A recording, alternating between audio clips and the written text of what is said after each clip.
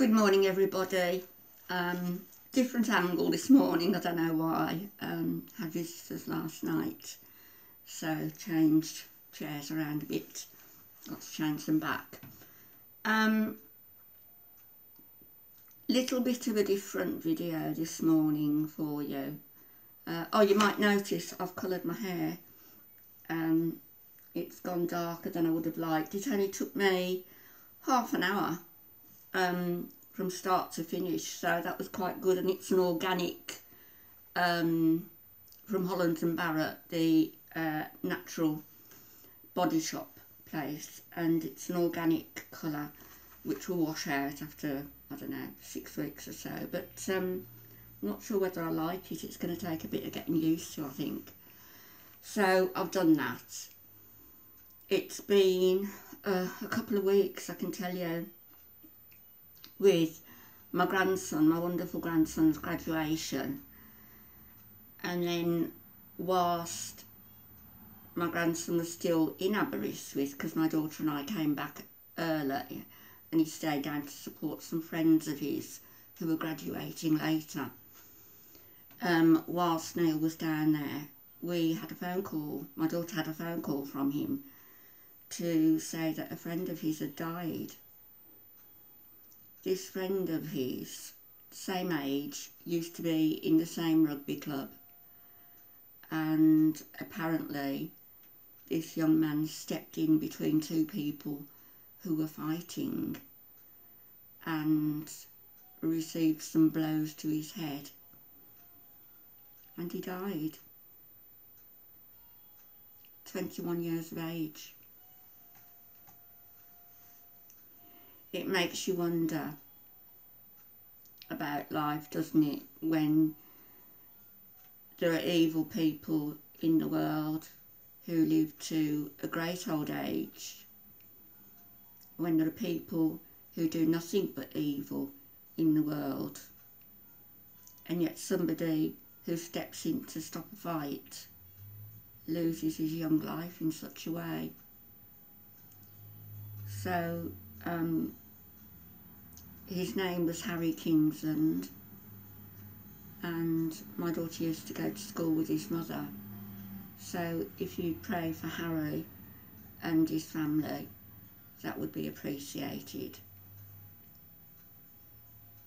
My brother also, who had prostate cancer diagnosed, it's now spread. It's in his pelvis, surrounding area. He's quite poorly at the moment.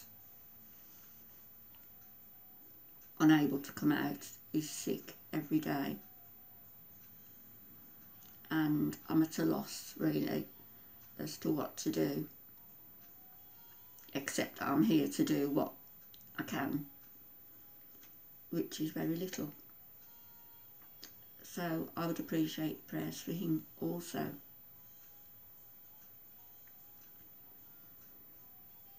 You know, the laws of the universe say that we reap what we sow. There seems to be a contradictory element, doesn't there, when so many people, so many decent people are suffering. You reap what you sow. Maybe you do in the afterlife. I'm a firm believer in an afterlife. I'm a firm believer in karma. I'm a firm believer in that we can transcend our mind, if you like, transcend our mind, transcend what's here, transcend what we're taught, and reach out to the universe to become a further enlightened being. I firmly believe that.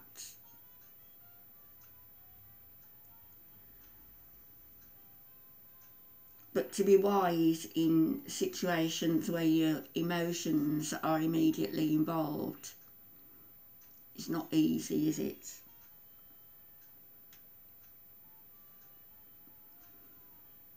Sometimes it's not easy to take appropriate measures to resolve a problem.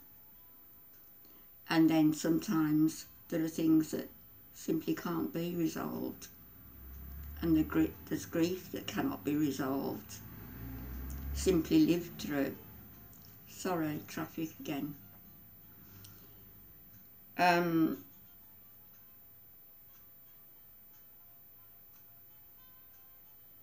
know, if we're ill and then we rely on our physicians to diagnose and to cure, in my case they misdiagnosed and almost killed me.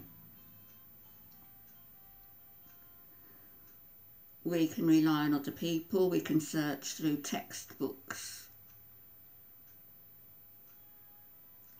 and then we can reach out to our higher selves, to the universe, outside of our bodies, to find some comfort, to find some wisdom.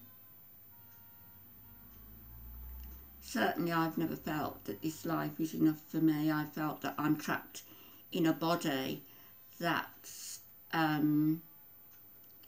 as all our bodies are, you know, are just going to grow and grow old and grow infirm and decay.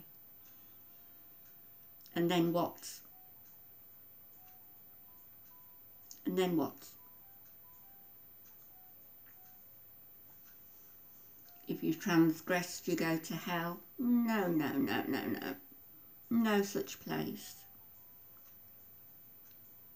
If you've been good, you go to heaven. Who can say that they've never sinned? I can't. I've committed many a sin, many, which I'm ashamed of.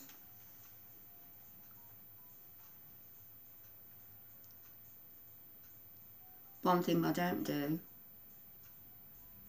is lie.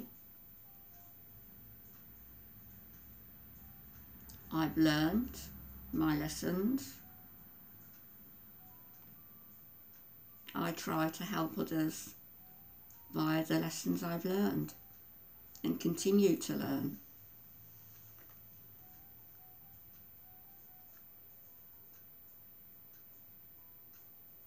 I noticed I noticed a couple of comments this morning on my last video berating me for saying that there's no hell. There's such a thing as free speech. I think by saying such a thing,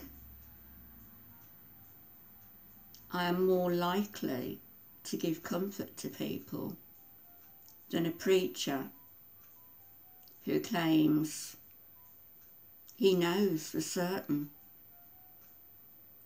that there's flames waiting for you for children, that preaches this, that makes a living. Very nicely, thank you for preaching this. I know that we all have to make a living, I know that. But when you overcompensate yourself, and when you take whatever gift that you've been given and exploit that gift for money and not for good, then I would say that's a pretty bad thing to do.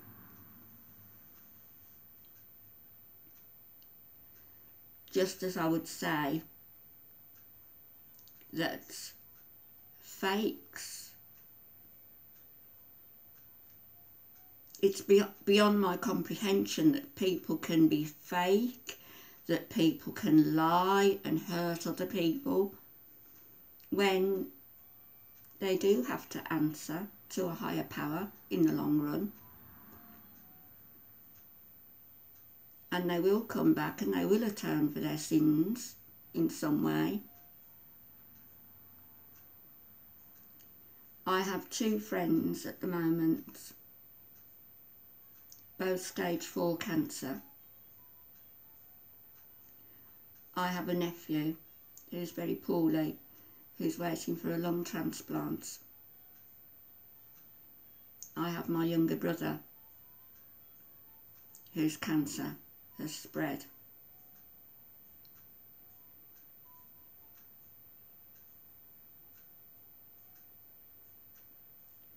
I see fakes on YouTube who don't have cancer, who are saying they have cancer, who go to the extreme of shaving their hair off to convince people they have cancer.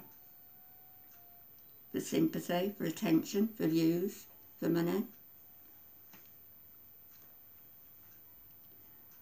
I know there was a woman who went on to the Porch People's channel and they raised a lot of money for her, gave her a lot of money before realising that, yeah, she was fake as well. Total lack of conscience. Do they really have a lack of conscience? Are they really that discompassionate? Are they sociopaths? Mine is not to reason why. But given that I have people I care deeply about who are suffering, it hurts and it angers me in equal measure.